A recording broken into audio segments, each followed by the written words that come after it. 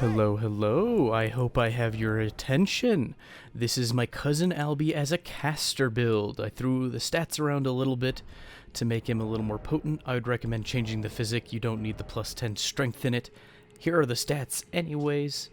And I know I mentioned last time on the other Cousin Alby video that I could move a couple of the talismans around to be able to cast the spells that were required for being a part of the family. But it wasn't the best. He wasn't the best at it, so I decided to move the stats around and make him a little more of a dedicated caster. Still had enough dexterity for the Anspur Rapier and enough strength for greatswords. Just enough carry weight to wield one of those greatswords as well. I didn't end up using them, but I liked having the option available, so if you wanted to min-max a little more, you can reduce the strength and dex a smidge and put those points where they will be far more useful. The build's not all that different, but it's supposed to be a little more focused on combos. A lot of the inventory is useless with the current stat makeup. You can always switch from the Marika Sword Seal to the Radigan Sword Seal and wield a couple more of those weapons, but there are some options in there that you wouldn't be able to use. So. But still, the option remains, and there's Dragonclaw doing the big damage. 440 damage in a single hit feels pretty big at level 60, and I meant for this video to be fewer than 30 minutes. I really wanted it to be a shorter video for once, because I didn't spend too much time casting as Cousin Alby, but it ended up being about 30 minutes worth of content when I got down to it. There are things I wanted to talk about, and so I figured, oh, what the heck, I'll get a little better at shortening it in the next one. We'll see. I would like to get to doing a little more of a highlight reel at the start, kind of like you saw with those two excellent kills, kind of where the build shines. This is a tough build. This is not an easy way to play. This isn't min-max damage. This is so you can feel cool when you finally get the combo off. I am using the Millicent Prosthesis because repeated hits give you a little damage buff. When you're going for combos, that's a very nice thing to have. And you're probably wondering, well, what are the combos? Well, Bloodflame Talon will combo into just about anything so long as you don't make it a trade. Because it has a delayed hit, you can use almost anything your heart desires after it. I recommend having a quick and easy Ash of War on your weapon, but you could really use a myriad of things to combo with it.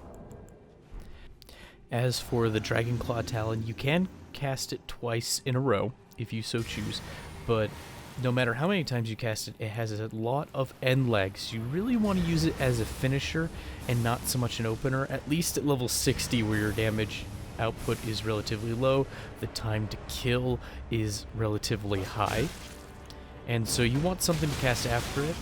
I was introduced to the concept by one Saint Riot on YouTube, and he uses Dragonclaw and immediately follows it up with Bloodflame Talon, which I see as a really good option. It works for the aesthetic. They're both talons and claws. They're both relying on the same sorts of stats to learn both those incantations. And the Bloodflame Talon gives you a little fiery explosion to kind of keep you going. This particular invasion that's in front of me was me very much trying to get my legs underneath me and get a feel for what this build is all about. And I make many a mistake, and I'm not used to using a single broadsword. I've realized. I didn't realize how much I depended on the thrust of a standard straight sword. So if you were to do this build, you'd probably be better off picking a straight sword that has a thrust for the heavy attack, or you could get the Warhawk Talon because its heavy attack has a 2-hit swing, which if you're doing status build up anyways is a very good idea.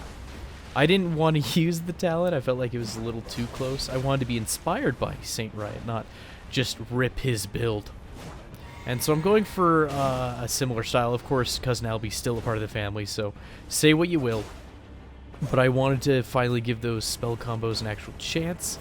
I did like using the broadsword when I had 2 of them, though, because the broadsword is a heavier hitting straight sword. Yeah, I thought it was a lot shorter than the other straight swords, and it is a smidge shorter, but not that much, actually. I thought it was substantially shorter. Like, short sword length compared to, like, I don't know, the noble's slender sword, or what have you. Broadsword's still a good option. I'm not a big fan of its heavy. I feel like it's slow and has low range, which isn't great. Any other sword just about has the thrust, so you have that going for you. I'm getting juggled a little bit, but I'm trying to get a feel for it. I had many instances, and we'll discuss it later, fighting people with extreme latency. This group wasn't the worst, but still trying to find an in. That is where good spacing and the Dragon Claw can come in handy. Now, I didn't have my head squarely on my shoulders. I have a problem with getting tunnel vision if a particular invasion is too stressful, and so I like to stick to one thing, which isn't good. Not good at all. I do not recommend it. So, that's a big thing I want to practice more, is remaining calm to utilize more of my tools during a fight. And I finally calmed down enough to get the swarm of flies when somebody has almost no HP. It's pretty good as a cleanup if the other person isn't just bolting in the opposite direction. It actually does little ticks of damage. It doesn't just vibrate the screen of your foe, which can be annoying in its own right, of course. And here is the honest rivers of blood. I don't think I even used the Ash of War during this clip. Maybe I just wanted him to be scared of a potential Ash of War.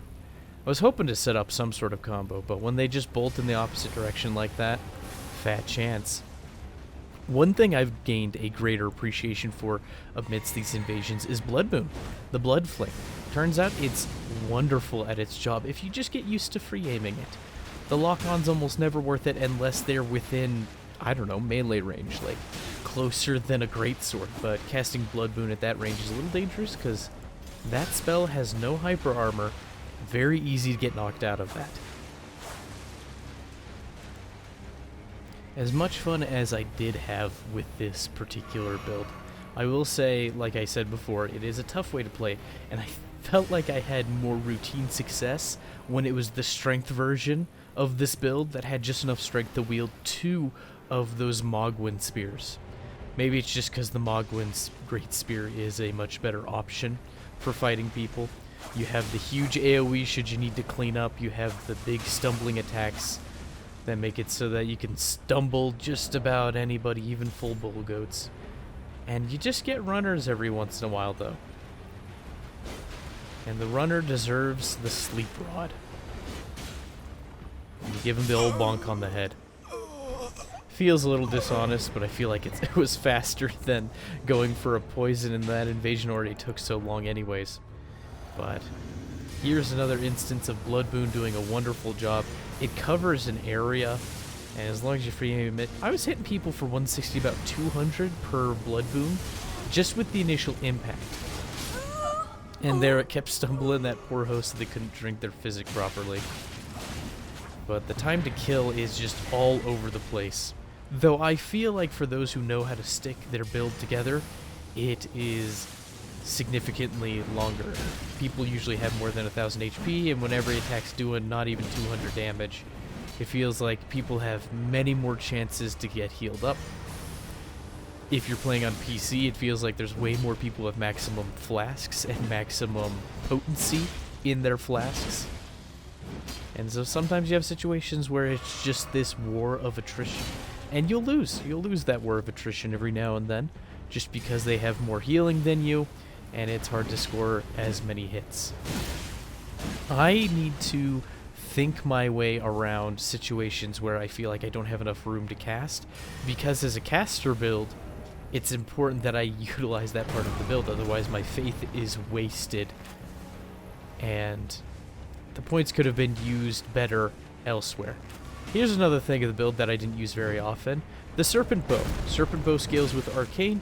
If you use the Serpent Bow with the Poison Serpent Arrows, it multiplies the poison, and you can usually poison people in 2, rarely 3 hits.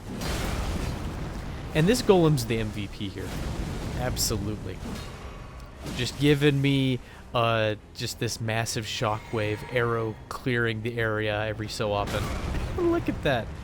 He basically won the invasion for me. I will say that much. Now, they should have been able to avoid him. In all honesty, they probably should have gone and killed him. It wouldn't have been too difficult, I don't think. Maybe with me harassing them, it wouldn't have been worth it, the risk. But still, a great opportunity for me to learn some spacing, try to fight against ultras with a broadsword. If I were to touch up this build a little more, and I might before I revert him back to being a strength version of the build, I think I'm going to put more straight swords on him. Because the dex and the strength isn't getting all that high, and I never found time to use great swords. I would love to use a great sword. I should, but I think I'll stick like 4 or 5 straight swords on him, just to get a feel for what it's like when you have a poke versus the double slash on the Warhawk Talon, and stuff like that. Now, Stormblade hits suspiciously hard, in my opinion. It feels like it hits slightly harder than a light attack on the straight sword. And if you bleed somebody, that Stormblade will hit even harder. So that is definitely a good option. I wish I utilized it more. I had a lot of regrets for this filming, it felt like, to me. But, that's a part of learning. Watching these clips, even the ones where I succeed, watching the ones where I fail that aren't so interesting, or have you. And I include a couple failures in this one, don't worry. Don't you worry. Don't you think I'm being overly prideful or some such. There's the bleed proc. I get an opportunity to watch what I do and to learn from my mistakes. I feel like I can synthesize solutions and perhaps be a little wiser for future encounters. Now, when I'm swapping builds so often, it's a little hard to apply what I learned immediately. But I think that's a great opportunity. And there's the tasty corpse piler finish off with the blood boon. I don't know, I thought it looked neat. I included it in the intro. You've already seen it once. You're seeing it again. It's the good stuff. Here is Blood Boon going nuts. It doesn't cost that much mana. You can kind of spam it a little if you have adequate range and if you're good at tossing it. The pillars do get in the way. Absolutely. But it's nice to have areas that are just restricted, and there, of course, a scythe will knock you out of Blood Boon, so be aware of that. This host was really good at choosing when to hit me with the Frenzied Bolt. Dragon Claw just destroying somebody who's used to trading with the scythe. Makes me kind of want to throw a Frenzy build together, but I know sniping with the Frenzied Bolt, or Blast, or whatever it's called, the Frenzy Beam, is honestly the best when you're in a group and you can pick a time when your enemy is not paying attention to you. If they see it coming, they'll avoid it. And I had this host disengage a lot in order to hit me with that bolt. It did okay damage.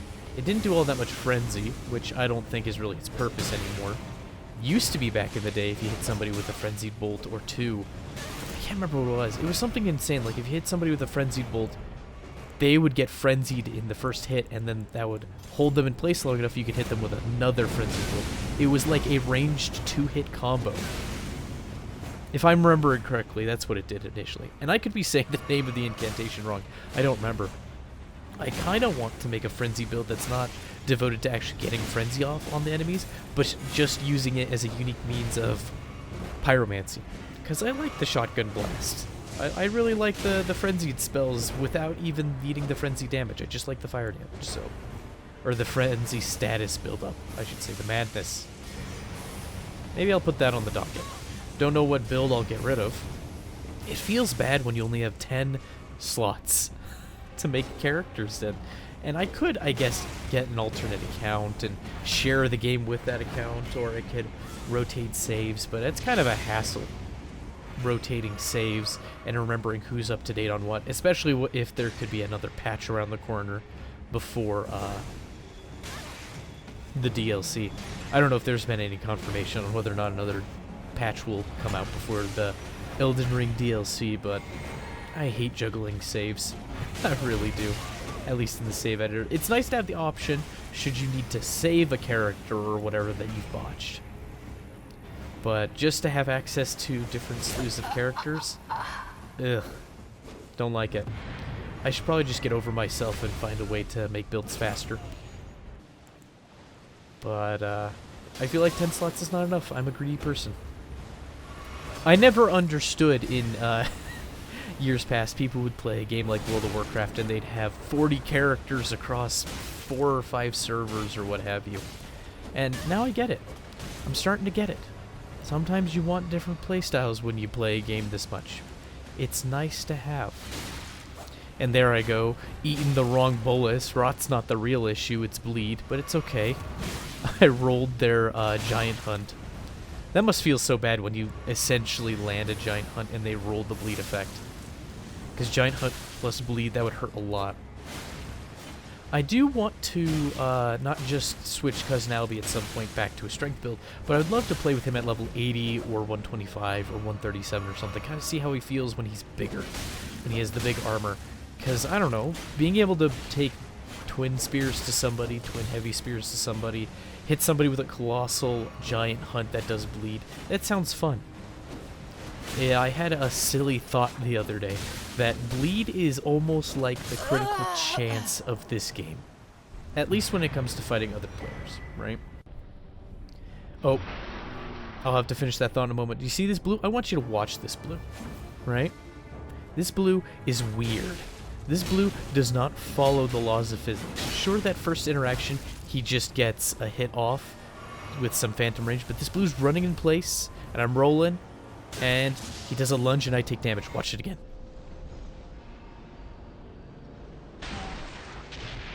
He hits me before the lunge and at great distance facing the wrong direction. The blue is teleporting about. He's hit me with ranged attacks that are having projectiles coming from the wrong direction. This was an awful fight for me. I was just getting so frustrated. I was getting sweaty. I was trying hard. I had switched my Source Seal so I could wield dual pikes just to get myself a little breathing room. Hopefully narrow the time it takes to kill. I don't even know what causes a bleed right there. There was a weird delay. I bet it was the blue because I think the host was still recovering. And there it is, that weird pivot turn. I dodged it, but it still got the hit, the ghost hit on my character. Just all sorts of weird internet nonsense. When I was connected to him, he was experiencing 400 or 500 ping, and look at those hits. From a distance. Maybe I was just fighting the ultimate bleed wizard, and he was dealing bleed damage with his mind. Look at him, he's fighting someone else. He's fighting me in all of my realities. I'm just the last one to die. He's already several parallel universes ahead of me. And I get so close. Or at least I think I do. But it's just this weird war of attrition where there is the blue that I just cannot predict. No matter what I do. My goodness. There. And I don't know what hit me. It could have been the host early hitting me, but I have a feeling it's that blue sliding around. What a skeevy monster. Anyways, as I was saying, I had the thought occur to me that bleed is an awful lot like the critical hit chance of this game. And look at that pivot backstab he got on me. That was really weird. That was also a little bit of a laggy moment, but not worthy of a whole slew of slowdowns and editing. But it's like critical chance in that sometimes they roll your bleed and sometimes you get the bleed off and it deals significant bonus damage. And you're probably thinking to yourself, aren't there already critical hits? Critical animations with riposts and backstabs? Yeah, you're right, but I'm talking about critical hit chance. A lot of other games will have like, oh, you have 8% chance on a random hit, or a seemingly random hit. 8% of the time you'll do a critical hit, which will deal 50% or maybe double damage or what have you. And bleeds feel a little bit like that. But I like the concept that you earn the bleed, but they can still roll the bleed if they know what they're doing. More phantom range. Not worth griping about, but I thought I'd point it out. I really like the idea of critical hit being a meter that you charge up and then the other party has a chance to dodge. You're already dealing your regular damage when you make hits, but it is just a funny little thought to me. I don't like the randomness of critical hits or critical hit builds. I don't know. I like the idea that there's something you can do to manipulate to help the critical hits happen. Makes it feel a little more active. Now, would I recommend this for all the games? No, it's just a random straight thought. Do with it what you will. But look at this guy, Bloodhound Step on the Colossal Sword. I've never done that, now that I think about it. I've never bothered. But now he won't bother anymore either, because he rolled into the lava. How sad. There's something fun about being an invader, and there's just a rampaging boss nearby. It's a special thought. You feel like boss's little helper. That obviously he has the means of doing the most damage, especially for how late we are in the game. 499 health. He had slightly more than that, but that's how much damage was left. or how much health was left. Here I am, like a fool, trying to press my advantage because I know that he can bring infinite blues into this fight, and I want him gone. But I made a huge mistake. Because the magma worm doesn't care what color of a phantom you are, he's gonna eat you both. Oh boy. I couldn't help but include it. That's a great lesson for all invaders. If there's a big rampaging boss that can hit you, steer clear. If it's the big dragon Faramazula, steer clear. If it's a magma worm, steer clear. Just any boss that turns its whole body into a hurt box, or a hit box rather, that's what you gotta watch out for. So this was a funny little incident. I had this little corridor of death. They're all in there. They can mob me. I don't have huge AoE attacks necessarily besides Dragon Claw. I don't have, like, I don't know what I would use. Maybe Spinning Slash or something else.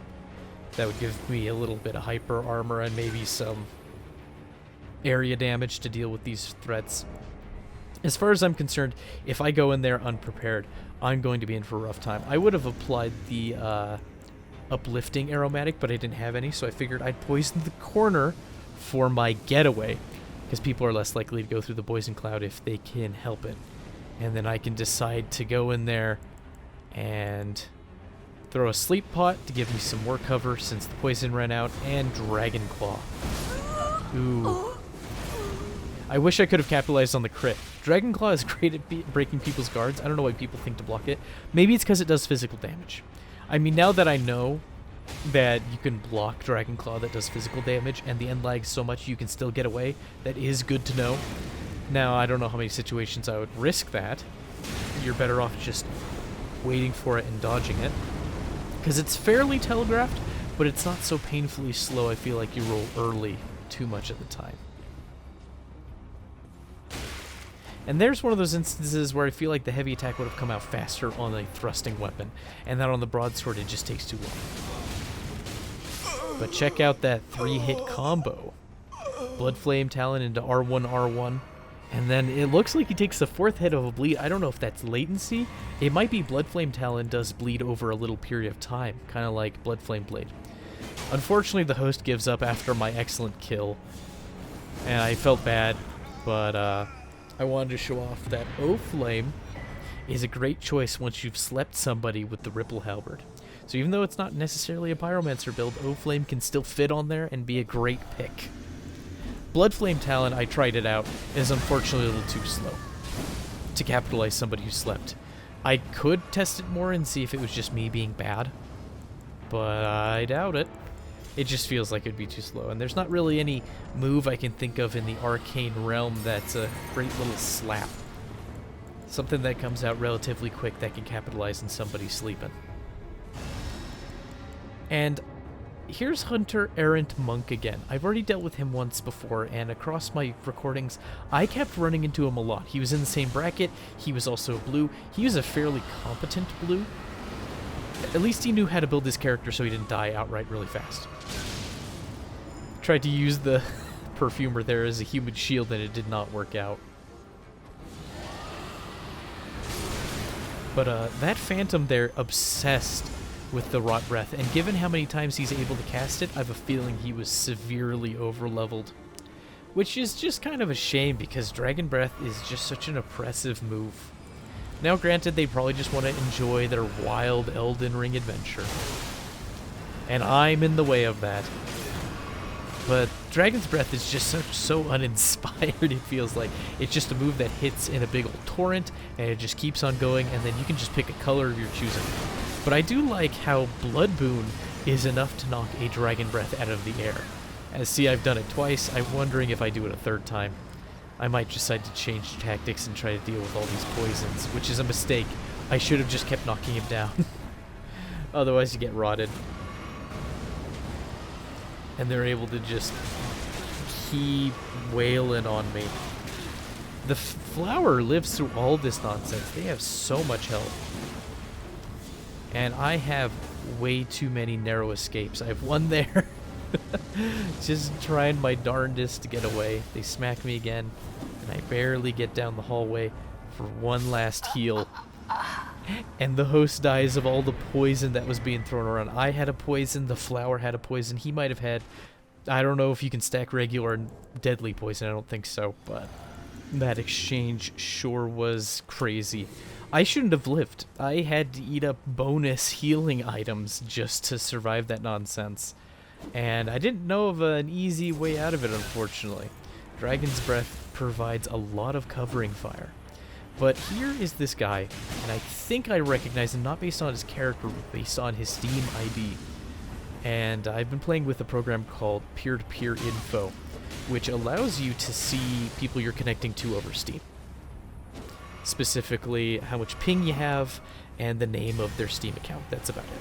That's all the info you're given. And I think I've seen his name a number of times. He likes to do Taunter's Tongue things. I don't know if he's actually doing runs, but he likes to insert areas, and I've seen him on multiple level brackets. Here he gets the Slick Parry, and it doesn't do a whole lot of damage, and now I am keenly aware of those parries, and so I'm going to play around them. Something about the neutral hops. Was that 2 bleeds? That might have been 2 sets of bleed. Feels bad that he looks like he rolled both of them. I always get confused because there's a little blood animation that plays when you hit somebody with these kinds of bleed weapons. It's kind of like how if you have a magic infused weapon, there's a little splash of blue or what have you. But then I start using Blood Boon, and I turn the fight around again. I almost had him once. And they start running. And here begins the great hunt. This person just wanted to leave. And I don't know what their goal was. Like I said, I fought this person a couple times before. I don't know if they're just running through the game. I don't know if they're wanting to fight people in weird duels in specific places. I couldn't tell you. But it's a little baffling to me that they're off in that corner of the world. I don't know if they're just looking around or what. I feel like if you're doing a Taunter's Tongue run, it's not your first run of the game. So I don't know what their aim is exactly. I suppose that's just the nature of these things. I will always be wondering what's going through the other person's mind. But I am also eternally grateful that the Souls games just don't have a chat feature. I don't need to know what these people are thinking, especially when they want to be unsightly and rude. That's just how I am, personally. I just don't care to interact with that sort of toxic gaming. I understand a little friendly trash talking between friends is probably healthy and an okay thing. But between strangers, I don't know. It just feels like it raises animosity when it doesn't need to. This person sees I pull out the Ripple Halberd, and they book it. They're just done. Even though I felt like I was just having to take them from full to almost nothing repeatedly, and I couldn't confirm the kill on them. Maybe they felt that way in return, I don't know. But I felt like I was certainly the aggressive party. Now, they weren't altogether a bad player. In fact, I'd say they were quite a good player. They gave me a good run for my money. But just so much running. We're not near any enemies. You're just gonna keep running for ages? I don't get it. Are they hoping I'll switch tactics? I switched to the halberd because they were fleeing so much. But here's the turnaround. Knowing how long the chilling mist lasts is a fantastic thing to have access to. And of course I waste my O flame. Bad at the button presses, I'm afraid. And there they get a heal from a message on the ground, so... I feel like this was intentional. That they're like, I want duels, but I want to heal if things get bad, and I would also like heals from messages on the ground. I don't know, maybe they're learning how to PvP and these are the crutches that help them get more practice. I couldn't tell you. But that is casting with Cousin Alby. Here are the stats again. If you want more of the particulars, they're at the start of the video. You can run it back and take a look. A lot of the weapons were superfluous, so don't worry about it too much. I would lower the dex and the strength a little bit to accompany better casting. But thank you for joining me. It was fun, and I'll see you next time. Bye-bye.